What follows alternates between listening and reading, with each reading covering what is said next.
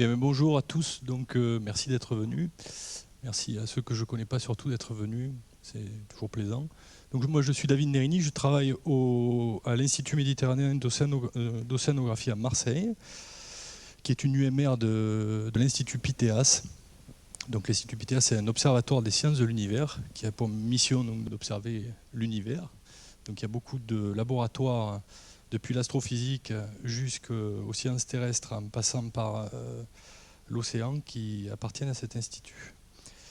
Donc, dans le laboratoire, je suis dans l'équipe MBio du laboratoire, et ici vous avez ma horde, donc constituée de 4 personnes, une petite équipe de gens qui font des mathématiques.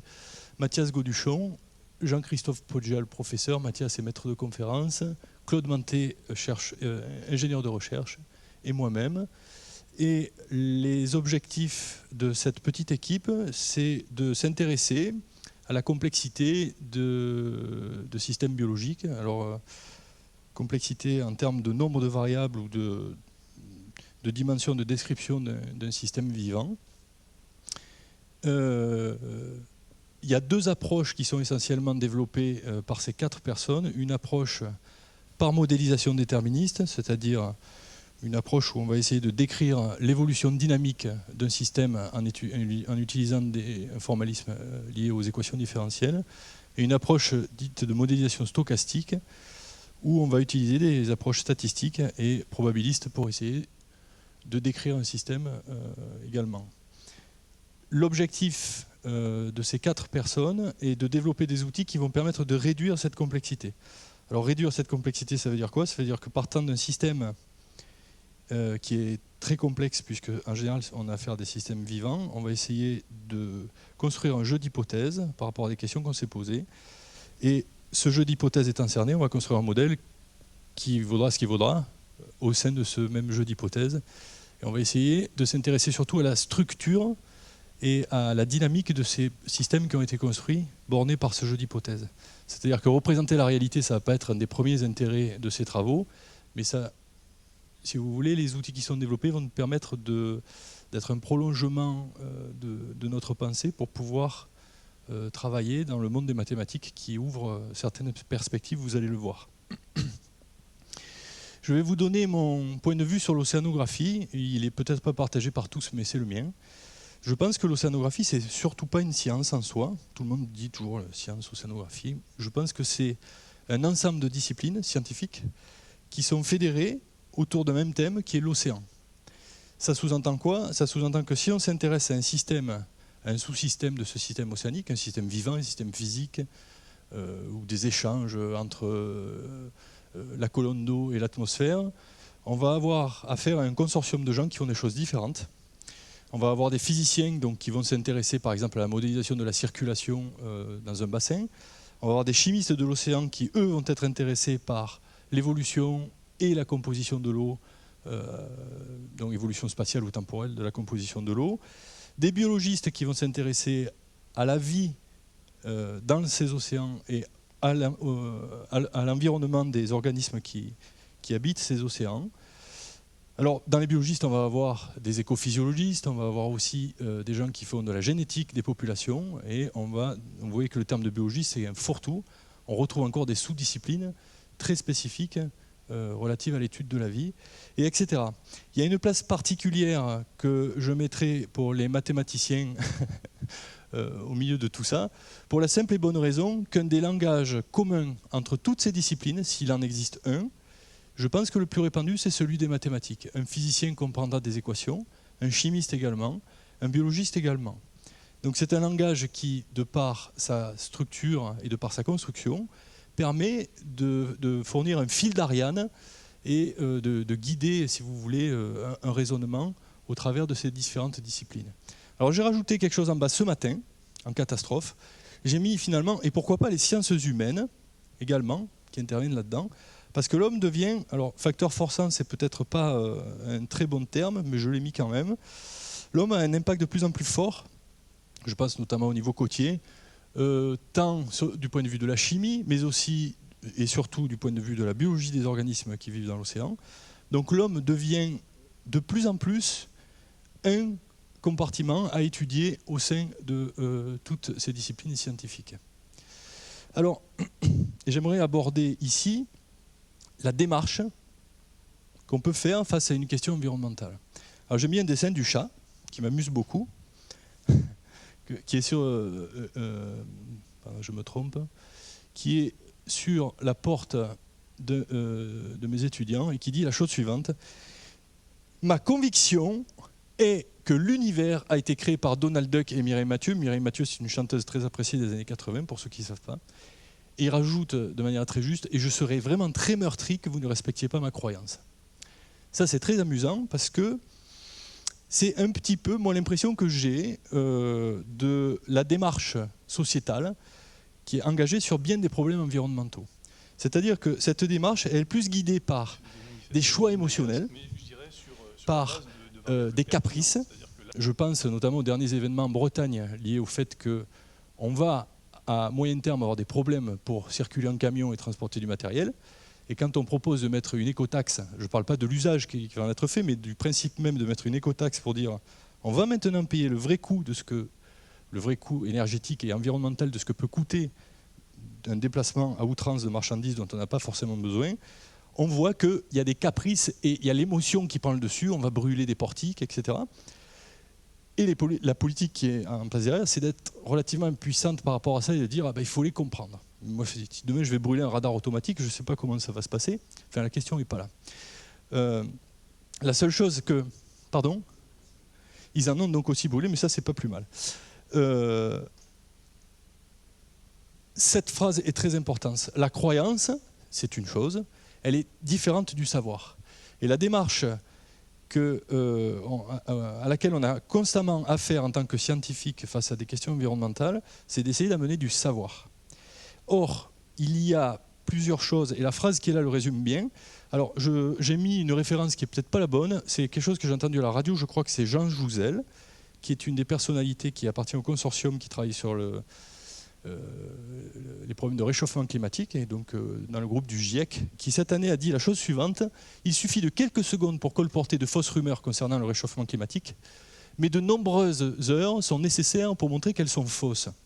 Alors pour moi, cette phrase est fondamentale parce qu'elle va montrer deux choses. Elle va montrer que ce qui a trait à l'émotionnel et à la croyance, c'est quelque chose d'immédiat. Donc, c'est-à-dire que vous n'avez pas besoin d'échelle temporelle, puisque c'est presque un système de réflexe. Vous allez balancer une information qui est fausse.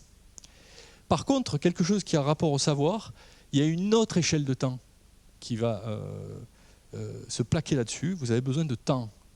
Pour avoir une démarche rationnelle et démontrer des choses, on a besoin de temps. Et notre société, elle a cette particularité-là aussi sur ces problèmes-là, c'est qu'elle vous dit on n'a pas le temps. Le nombre de fois où je suis intervenu dans des séminaires devant des décideurs politiques en leur montrant la complexité d'un écosystème, en leur montrant que tel indice ne suffisait pas, qu'il fallait peut-être regarder tel compartiment, qu'on ne pouvait pas conclure sur l'évolution de ce compartiment-là, on me dit à la fin, Monsieur Nérini, c'est très bien ce que vous venez de montrer, mais est-ce que vous pouvez me donner un indice qui résume de manière globale la qualité de cet écosystème? C'est-à-dire qu'on est dans cet ordre-là. Alors moi, je me suis amusé à jouer avec ça en répondant « oui, j'en ai un, il s'agit de l'indice de Nérini ». Et là, il a un indice à lui.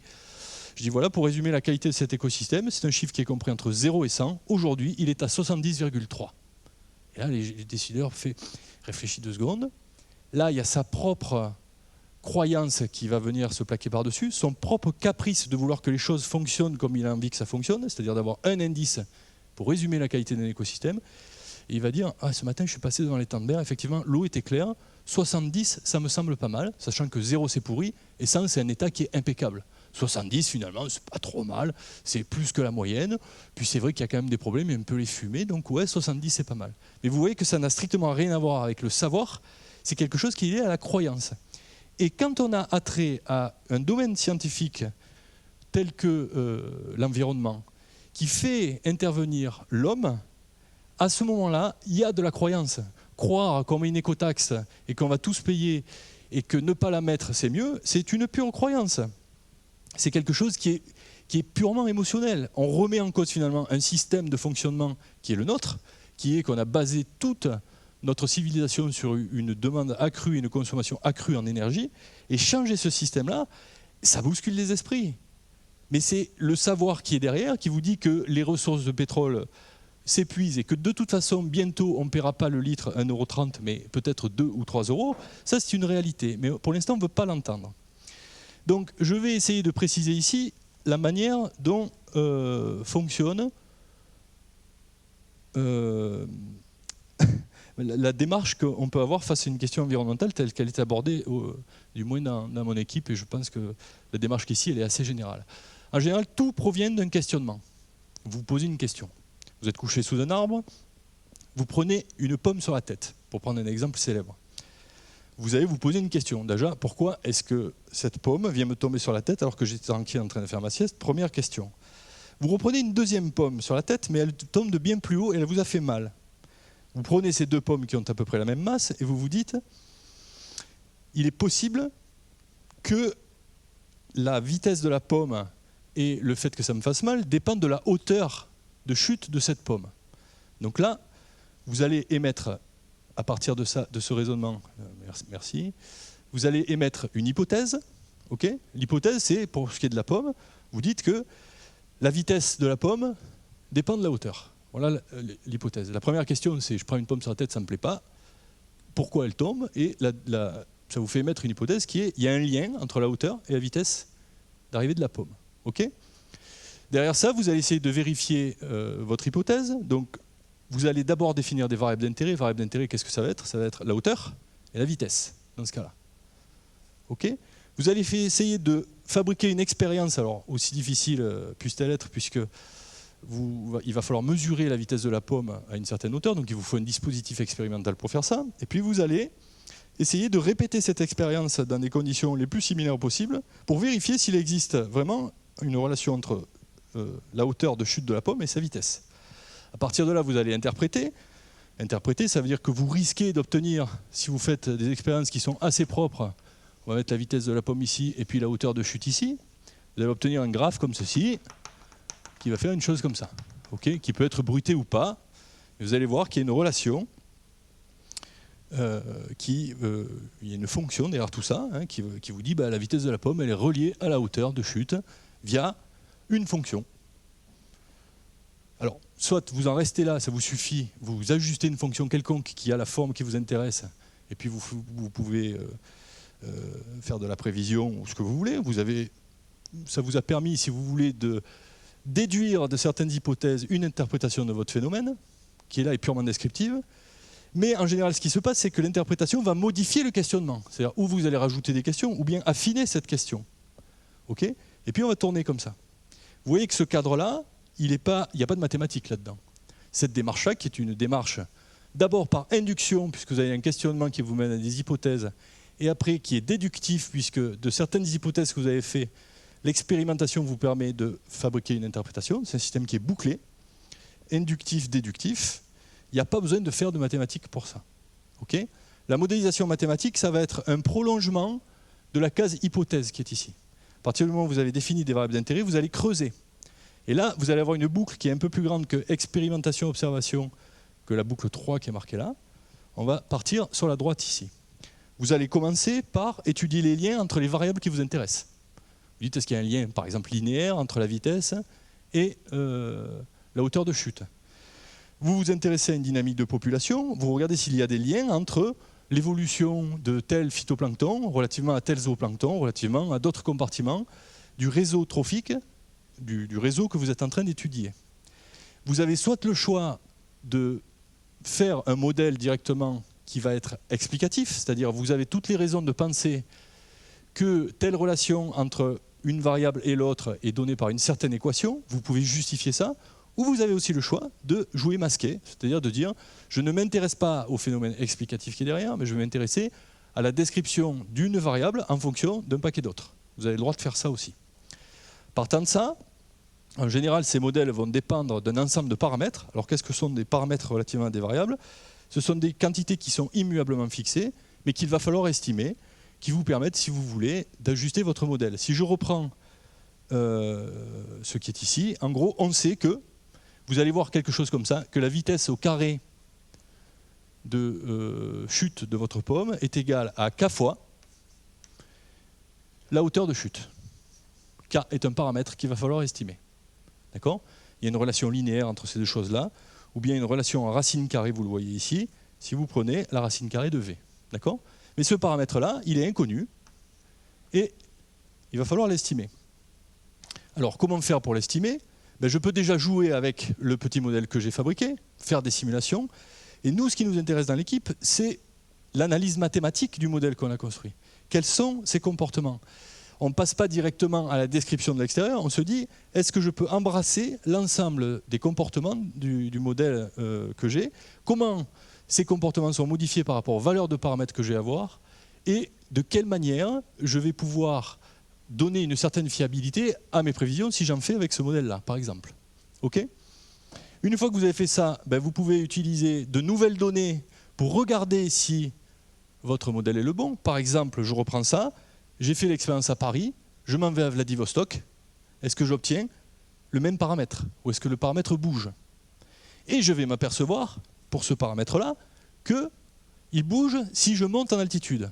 Okay? Je vais à Lhasa, par exemple, je refais l'expérience, je vais m'apercevoir qu'il y a une petite variation du paramètre. Elle n'est pas trop importante. Alors, je vous le dis, vous le savez peut-être, V carré égale 2GH, où G, c'est l'accélération de la pesanteur. Okay?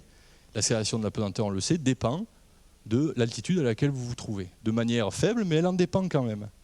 La validité d'un tel modèle est intéressante parce que ce qui fait qu'un modèle est intéressant, c'est le fait que vous puissiez le translater d'une région à l'autre sans en modifier les paramètres. Et c'est le cas de celui-là. C'est pour ça qu'on appelle ça une loi. L'idée, c'est que si vous partez d'un questionnement pour arriver à des hypothèses et que vous construisez un modèle, à un moment donné, si votre modèle est proche d'une loi, vous allez pouvoir le détacher de l'objet sur lequel il a été fabriqué. Et c'est tout l'intérêt des mathématiques. C'est de pouvoir se détacher, c'est d'être inspiré un moment par le réel, de pouvoir s'en détacher pour aller faire des opérations particulières avec des règles particulières édictées dans le monde des mathématiques. Ensuite, moi, ce qui m'intéresse, c'est d'apporter une solution au problème réel. Mais souvent, le fait de s'extraire de l'objet pour ne garder que la substance de l'objet qu'on vient de fabriquer, nous donne des idées pour appliquer ce modèle dans d'autres cas qui, par votre simple raison, fera que vous n'y avez même pas pensé. Mais le fait de travailler en mathématiques va vous dire « Ah mais ça, finalement, que ce soit des fraises, des robinets ou des patates, le problème est le même, je peux le traiter de la même manière. » Donc il y a cette espèce de structuration pyramidale qui fait que vous allez avoir tendance à essayer de généraliser des faits qui a priori sont complètement déconnectés via l'intermédiaire d'un modèle mathématique. Moi, c'est cet aspect-là qui m'intéresse. Alors, j'aurais pu rajouter des choses ici. Une dernière relation qui est un peu compliquée, c'est qu'une fois que vous avez confronté à de nouvelles données, vous pouvez faire de la prévision. Moi, c'est ce qui va m'intéresser. Vous n'êtes pas obligé. Et puis, de toute façon, vous allez avoir un retour à la case 3, interprétation, qui va faire que vous pouvez réutiliser cette grande boucle et améliorer les choses. Et vous voyez que les nouvelles données peuvent également servir à estimer les paramètres qui sont là. L'idée, c'est d'ajuster au mieux votre modèle sur des données. Okay, c'est ce qu'on cherche à faire en général. Mais vous pouvez également rester dans la boucle expérimentation-observation pour faire l'estimation des paramètres. Ça va? Voilà un petit peu la démarche que je vais essayer d'illustrer via des données d'éléphants de mer. On y arrive tout de suite. Alors, je dois signaler que tout ce que je vais vous montrer là, je n'en ai pas la paternité. C'est des travaux de collègues de Chizé. Les collègues de Chizé, ce sont des collègues qui travaillent donc sur la biologie des animaux qui sont devant votre nez ici. Vous avez le papa avec le gros nez à droite et la maman qui est contente d'être avec papa juste à gauche ici. Et donc, équiper des animaux avec des balises, ça existe depuis longtemps. Les oiseaux, notamment, sont équipés depuis plus d'une trentaine d'années, on va dire une vingtaine d'années avec des balises, depuis que la miniaturisation est suffisante pour ne pas faire tomber l'oiseau, en fait.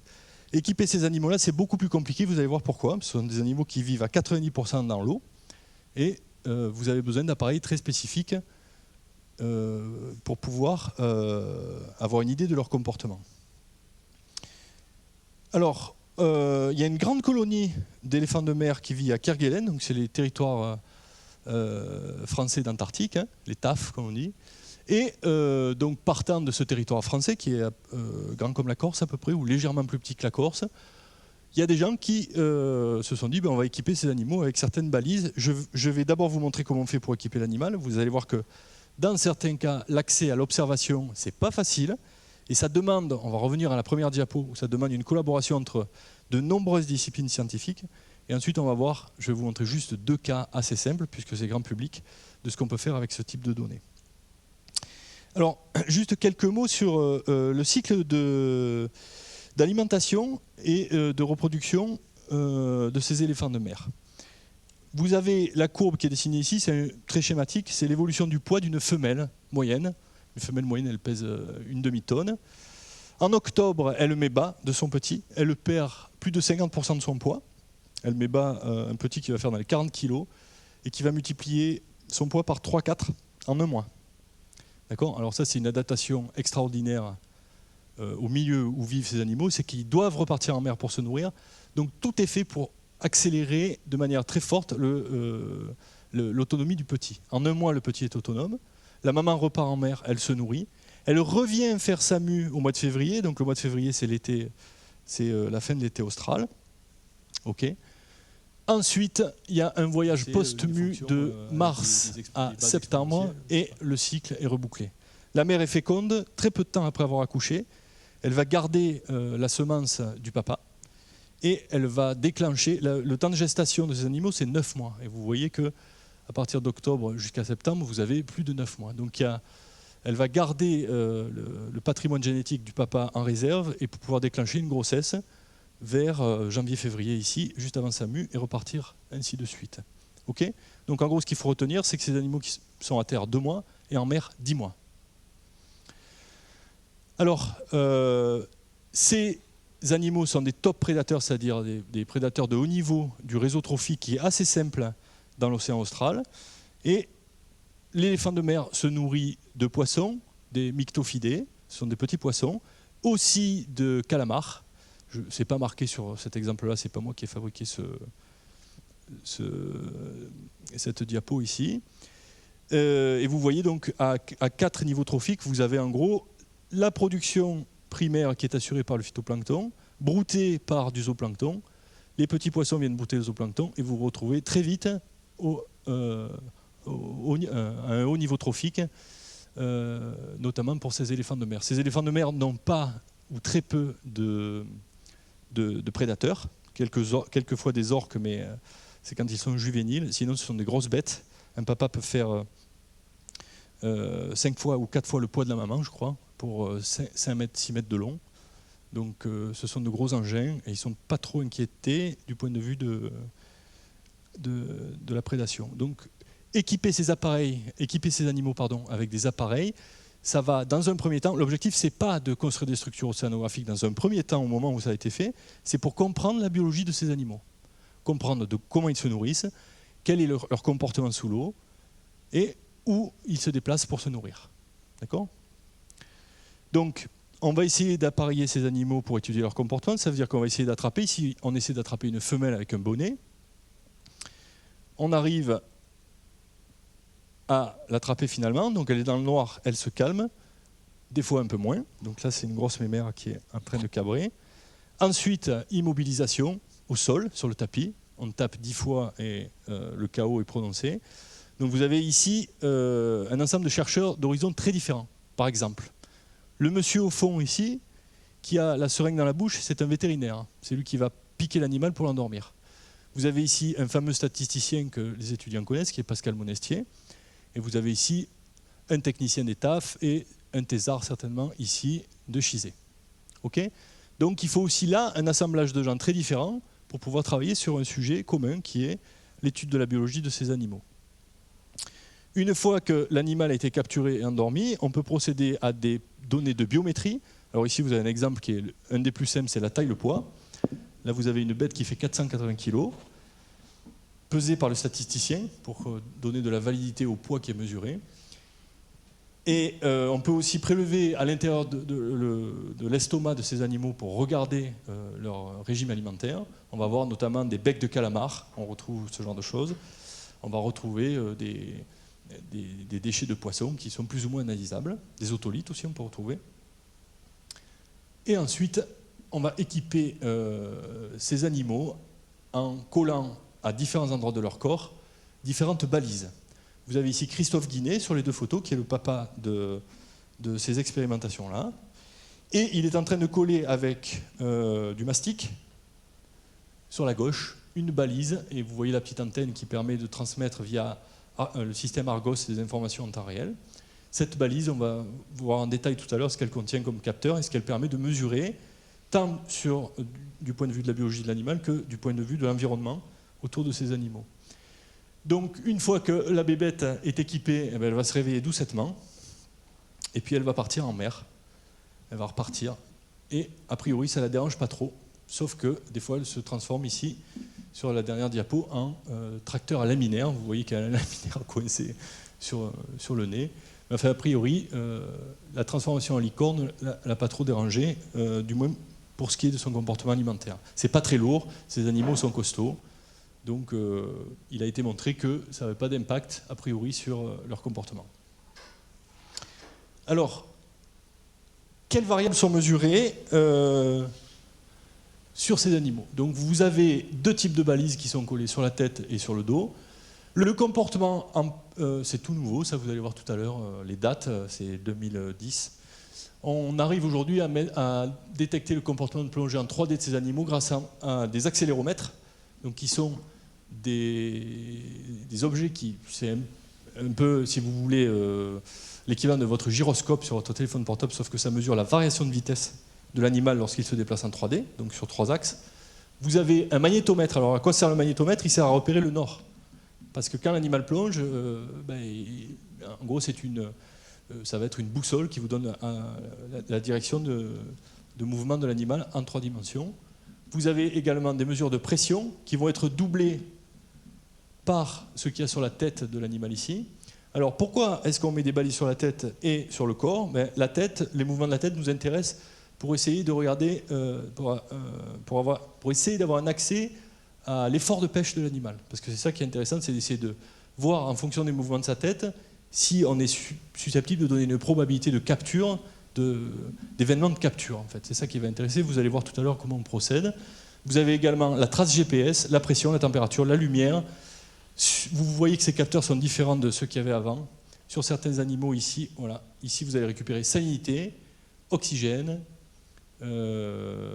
lumière, chlorophylle A, fluorimétrie exactement. Donc il y a un proxy de la chlorophylle A. Alors la chlorophylle A, ça va être, c'est facile à dire, ça va être, la fluorimétrie va être une idée de la quantité d'organismes capables de fixer la lumière dans les océans. Alors ça devrait servir normalement à calibrer des satellites qui sont capables de regarder la chlorophylle de surface.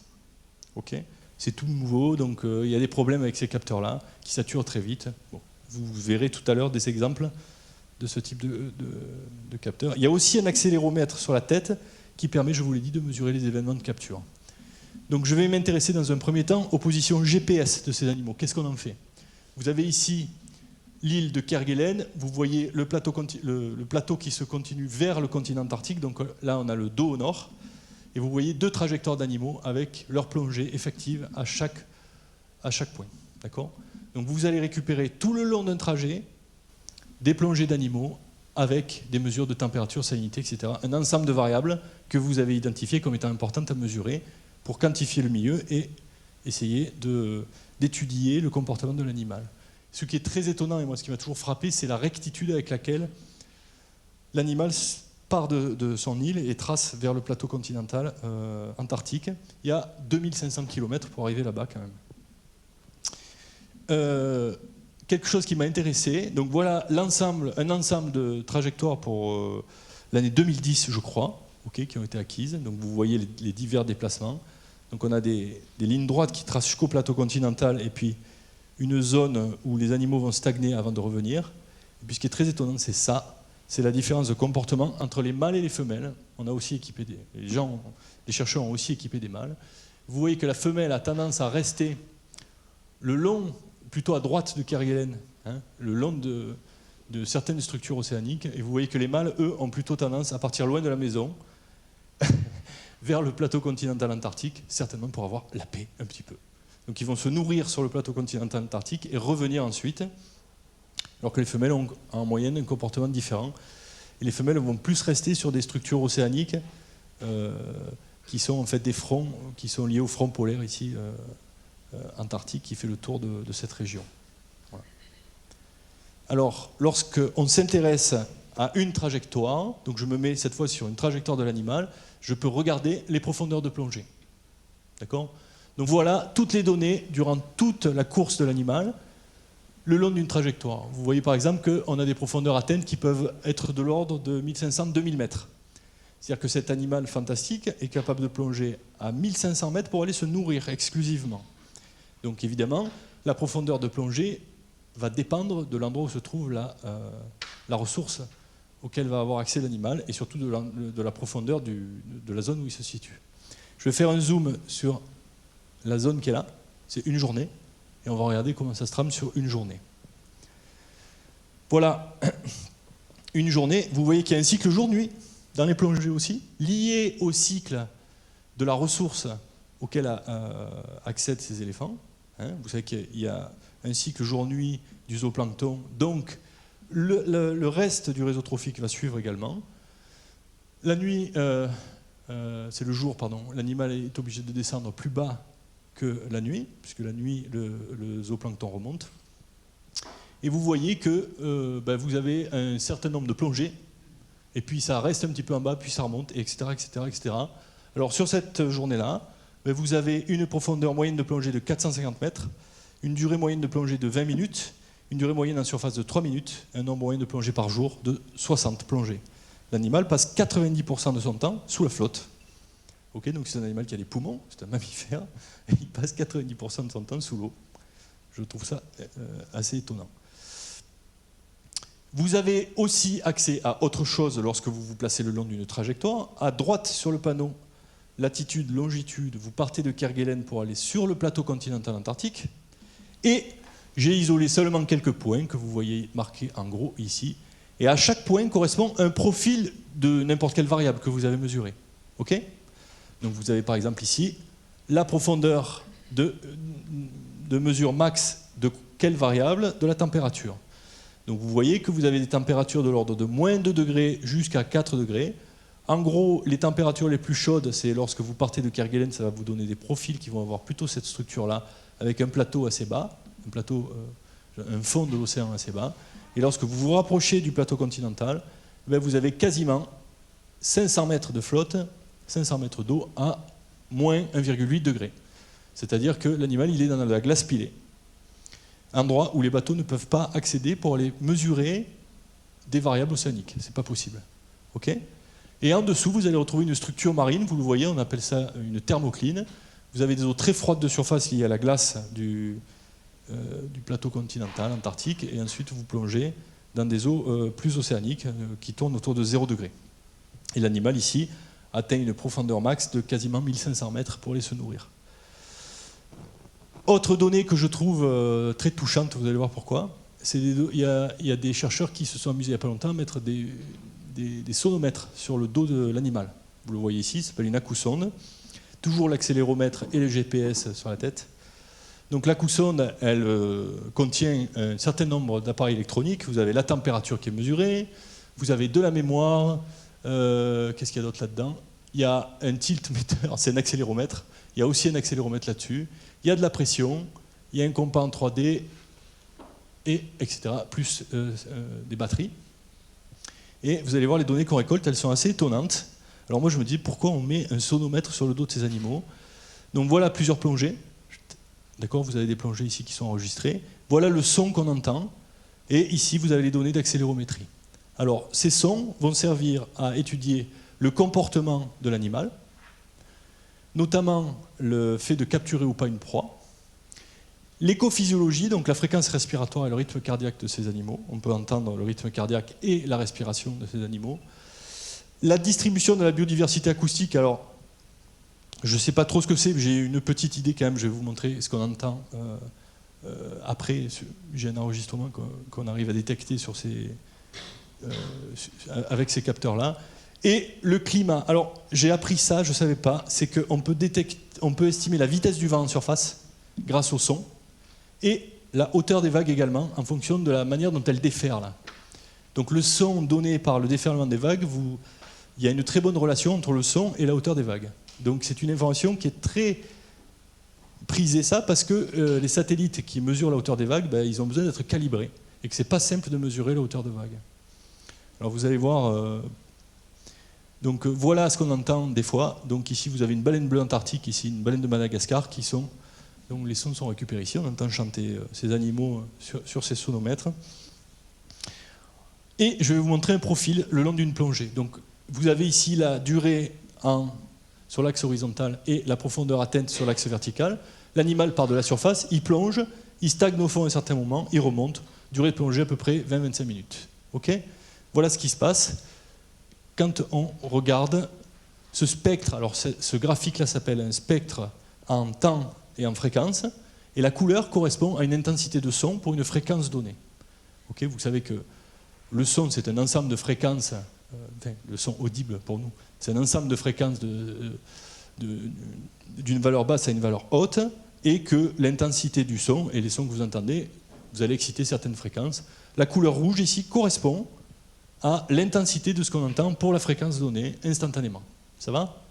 Donc vous voyez que, a priori, quand on regarde, il n'y a pas grand-chose. Il n'y a que la phase de descente qui est intéressante ici. On arrive aussi à isoler la phase stationnaire au fond, et la phase de remontée. Donc la descente est une espèce de bruit blanc. Hein. Okay. Ici, vous avez quelque chose d'assez discontinu dans le bruit, et ici, vous avez quelque chose d'assez régulier, qui est la nage de remontée. Et si vous zoomez en surface à la sortie, voilà ce qu'on obtient. On obtient cette espèce de paquet en bas. Est-ce que vous savez ce que c'est? Est-ce que vous avez une idée de ce que c'est? C'est la respiration de l'animal. Donc quand il sort de l'eau, il est vertical, il a la tête hors de l'eau. Et on l'entend respirer. Et si vous regardez, moi, si je fais 20 minutes d'apnée, je pense qu'à la sortie, je n'aurai pas cette respiration-là. Ici, l'animal est très calme. Et la question, moi, que j'avais posée à Christophe Guinet, c'était est-ce que c'est de la récupération, cette durée-là, ou est-ce que c'est la préparation à la plongée suivante? Et on n'en sait rien. Parce que là, il n'y a pas l'air d'y avoir de la récupération. Il est régulier comme un métronome. Il respire parfaitement. Vous le voyez, hein, vous avez un signal ici périodique qui vous montre qu'il n'y a pas de ralentissement ou d'accélération. Quelque chose de... Je trouve ça assez touchant d'avoir cet animal perdu au milieu de l'océan Antarctique et vous entendez son souffle avec ce micro. Un deuxième enregistrement qui est très intéressant, c'est celui-ci. Je vais m'intéresser à la descente de l'animal. Okay, et regardez, ça c'est très intéressant. Vous avez ici le bruit en abscisse et en ordonnée la vitesse absolue de descente de l'animal en mètres par seconde.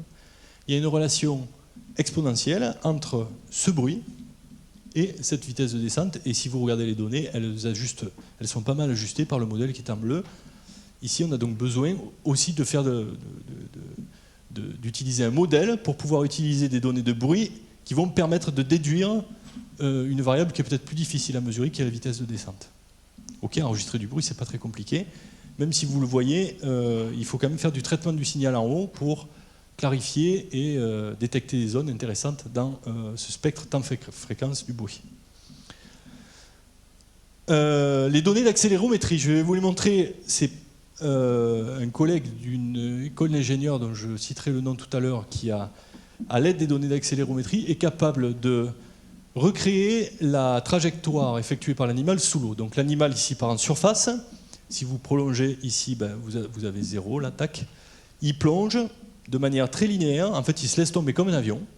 Okay, il a une phase où il va même se mettre sur le dos et se laisser tomber comme une feuille morte. Et ensuite, il y a des mouvements qui sont liés à ce qu'il va rencontrer sous l'eau.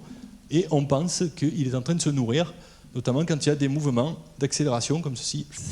Là, il remonte tranquillement, il rencontre peut-être notre banc de poissons, hop, il se nourrit, et ensuite il remonte. Durée 20 minutes. Voilà ce que donnent les données d'accélérométrie. Elles permettent d'avoir une structure tridimensionnelle du mouvement de l'animal dans l'eau. À partir de ces données, il y a des chercheurs qui s'amusent à... Bon, j'ai passé le traitement sous pied, mais en gros, si vous voulez, on va essayer de détecter des efforts de capture, d'accord, qui sont des événements particuliers sur cette série tridimensionnelle. Et ici, les points rouges, c'est les points où il est fortement probable qu'il se soit passé quelque chose du point de vue d'une capture.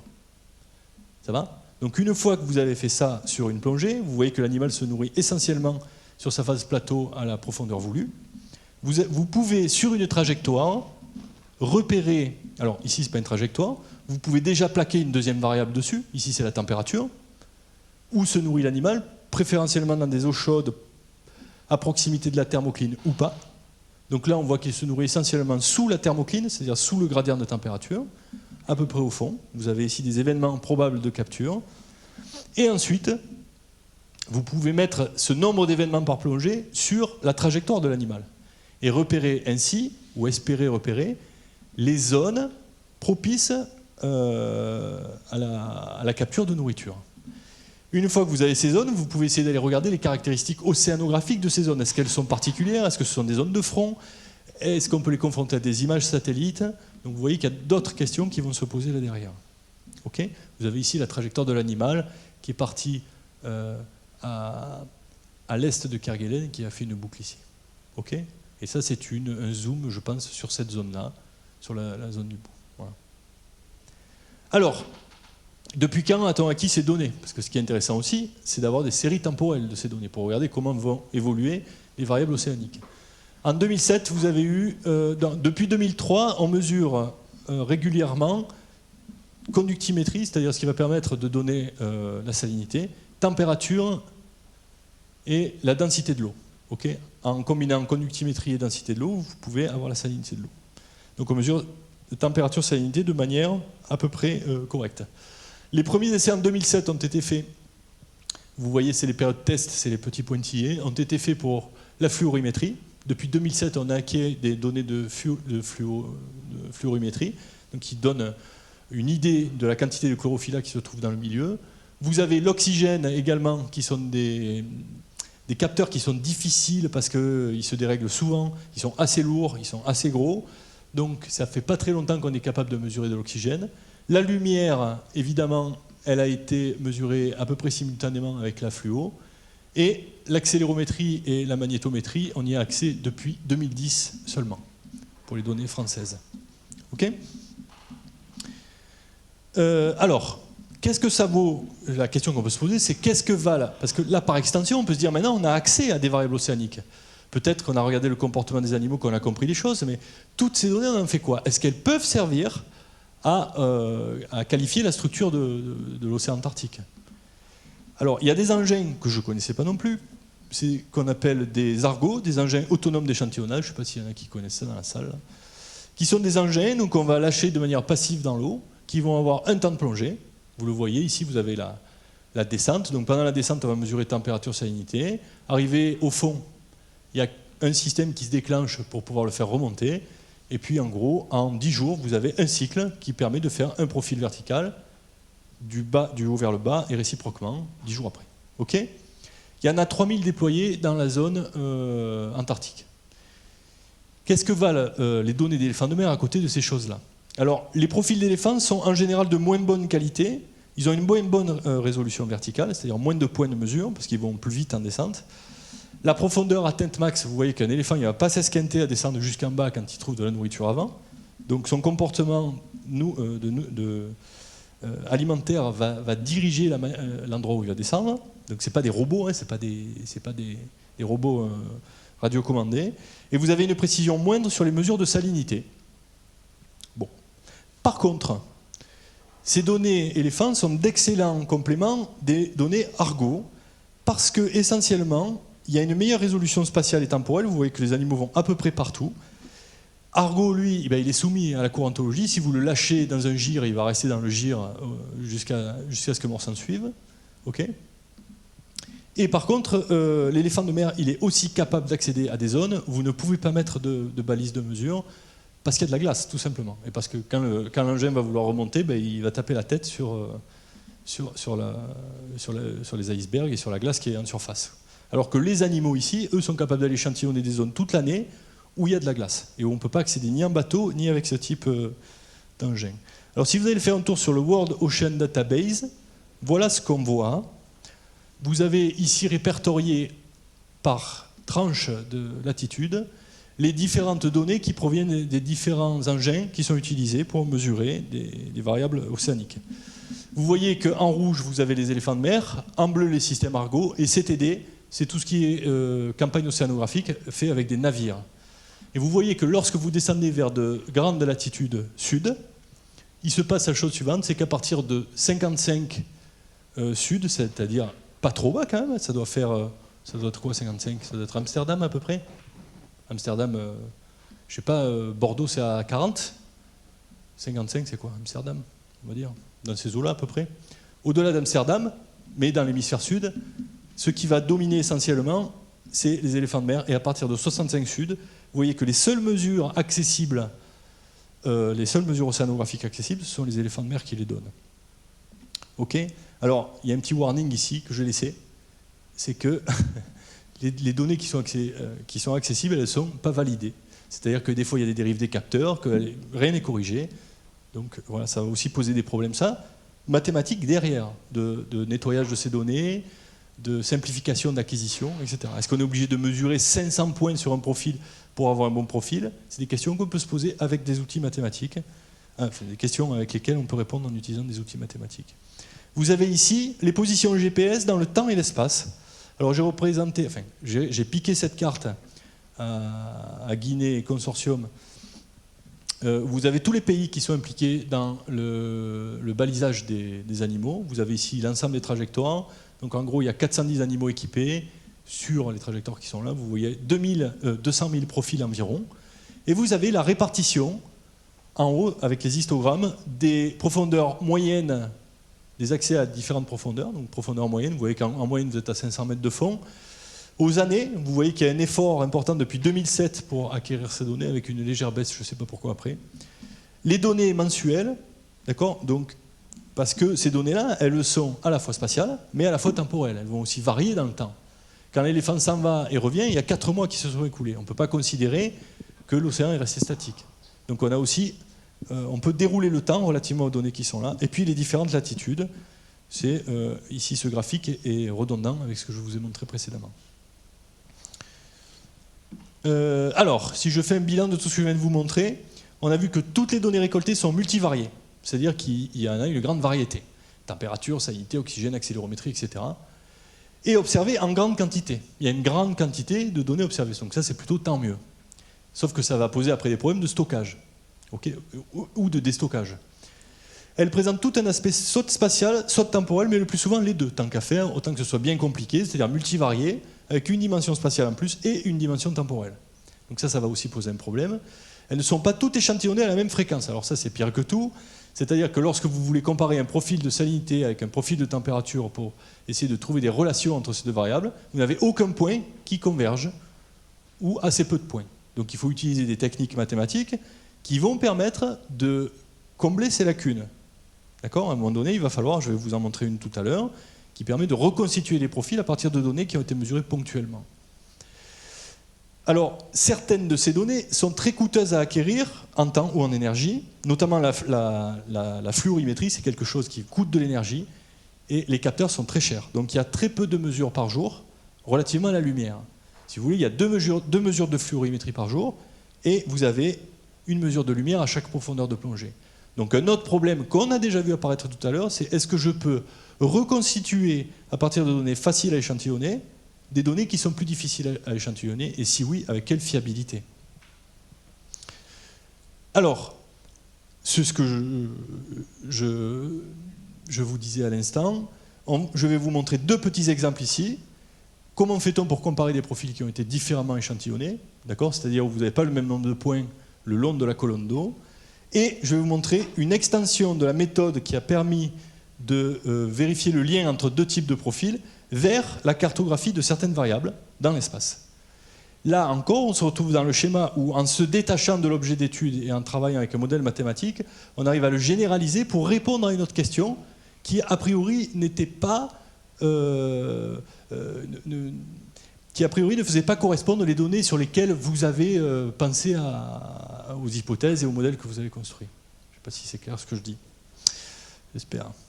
Donc voilà des données doubles. Vous avez ici des profils jusqu'à 200 mètres à peu près de lumière, échantillonnés par un éléphant de mer, et simultanément, sur le même appareil, vous avez récupéré des données de chlorophylla, okay, donc de fluorimétrie.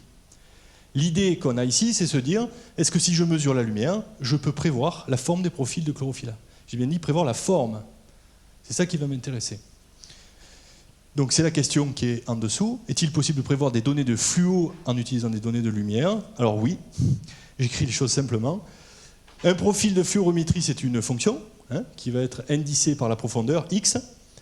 La fluo, je la prévois de la manière suivante, avec ce qu'on appelle un modèle linéaire fonctionnel, c'est-à-dire que je dispose d'un ensemble d'observations de fluorimétrie que vous avez à gauche et d'un ensemble d'observations de lumière que vous avez à droite, et j'ai deux paramètres à estimer en utilisant un modèle linéaire simple. Le paramètre ici bêta qui est une fonction à 2 dimensions et un paramètre alpha qui va me donner le drift, la dérive qui existe entre la fluo et la lumière. Plus une erreur, évidemment je vais faire une erreur puisque le modèle que je considère être un modèle statistique, je vais m'intéresser à l'estimation maintenant de ce paramètre bêta et de ce paramètre alpha en minimisant l'erreur entre mon modèle et les données. Okay, voilà ce que ça donne. Donc dans un premier temps, je reconstitue des profils. Alors ici, vous avez des données de température, salinité, oxygène, et vous avez une reconstitution des profils avec des données qui ne sont pas disponibles au même moment, à la même position, pardon. Et on utilise la variabilité, l'incertitude de la mesure donnée par les capteurs pour ajuster une fonction la plus lisse possible, parce que ce sont des hypothèses qu'on est obligé de faire sur ces différentes données. Une fois que vous êtes passé dans le monde des mathématiques en utilisant ces profils, vous pouvez utiliser et estimer les paramètres du modèle que je vous ai montré précédemment, et on obtient ça. Vous avez ici un exemple pour quelques profils. Alors il n'y a pas de faute, c'est en anglais, profile. Il y a le profil mesuré de fluorimétrie et j'ai le profil de chlorophylla qui a été prévu en vert. Donc ça marche pas trop mal. Okay, je vous montre évidemment les cas où ça marche bien, il y a des cas où ça marche pas. C'est-à-dire que le modèle n'est pas valide.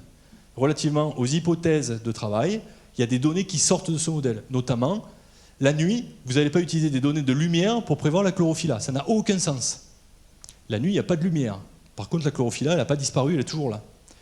Donc là, ce qu'on a, c'est qu'à certaines heures de la journée, on arrive à bien prévoir ce qui se passe. Donc c'est très intéressant. Ça veut dire qu'on peut reconstituer au cours de la journée la dynamique des profils de chlorophylla sans les avoir mesurés, et on peut associer à ces modèles-là une incertitude que je n'ai pas mis ici. Ok, deuxième exemple. Je reprends la trajectoire ici que j'avais suivie tout à l'heure avec des profils de température, je vous le rappelle. Un animal part d'ici pour aller sur le plateau continental. En chaque point, vous avez des profils de température échantillonnés à différentes profondeurs parce que l'animal va plonger à différentes profondeurs. Et ce que vous essayez de faire, c'est est-ce que je peux faire l'équivalent de cette carte ici en utilisant ces données. C'est-à-dire de profils qui ont été mesurés de manière discrète, c'est-à-dire en un nombre fini de positions. Est-ce que je peux avoir quelque chose de continu, tridimensionnel? Okay, comment je fais? Eh bien, il suffit simplement de retravailler le modèle précédent, sauf qu'ici, on va prévoir la température à une position où on ne connaît pas la valeur, en utilisant les n profils qui sont au voisinage de cette position et qui seront construites de la même manière que précédemment, dans un contexte différent. C'est à peu près le même type de modèle, c'est un modèle linéaire. Ici, il est un petit peu plus compliqué parce qu'on est obligé d'estimer n paramètres bêta au lieu d'en estimer qu'un seul. Okay, et ça donne ces choses-là, ce que vous avez ici, ou bien ici le long d'une trajectoire. Donc en noir, ce sont les profils qui ont été effectivement mesurés et ajustés. Et en noir clair, en noir moins épais, ce sont les profils que le modèle permet de reconstituer. Donc vous avez une bonne continuité. On le voit à l'œil, mais il y a d'autres façons aussi de vérifier ça. Une bonne continuité de reconstruction des profils océanographiques. Alors à quoi ça va servir ça? Ça sert en fait à... Vous prenez une image satellite, vous avez des animaux qui sont passés, vous pouvez à n'importe quel moment, en utilisant cette méthode, tirer un profil de l'eau et regarder s'il y a un lien entre ce que vous montre l'image satellite, qui vous montrera simplement les 2-3 premiers mètres de la colonne d'eau intégrée, avec la structure océanique sous-jacente qui est en dessous, que vous ne connaissez pas. Donc vous avez, grâce à ce type de méthode, accès à une dimension supplémentaire qui est la troisième dimension, c'est-à-dire la dimension de profondeur. Et vous le savez certainement, les processus liés à cette troisième dimension sont beaucoup plus forts que l'horizontale.